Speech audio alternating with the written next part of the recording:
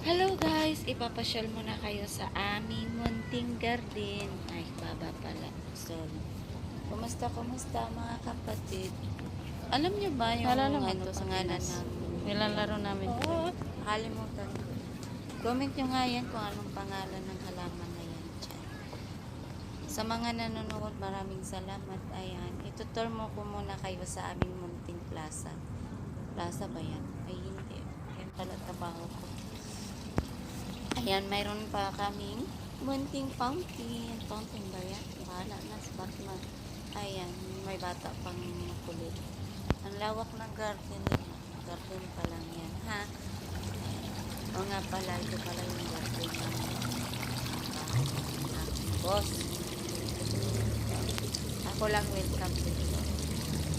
Sa lahat ng nagtatrabaho, ako lang pinapasok. Kaya ako lang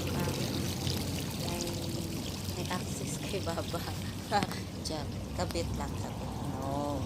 Ako lang kasi yung medyo malapit sa kanila. Kaya ako lang yung open sa bahay. Kaya napasok ako dito. Itutur ko muna kayo sa kanilang garden.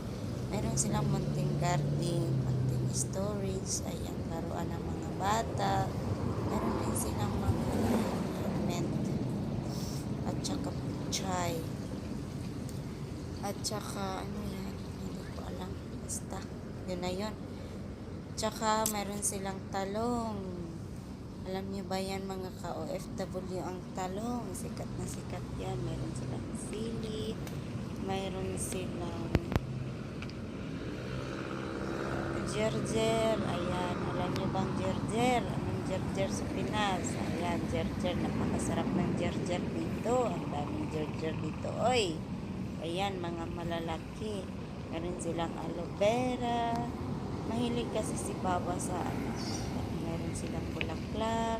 Ayan, napakadaming gerger. Ayan, sino gusto gerger dyan? Mag-gerger tayo. May matching light pa sila. Ang daming halaman nila, no? Sa kanila yan, ha? Hindi yan sa akin. Ayan. So, thank you for watching, mga Mari. Thank you so much. I love you all.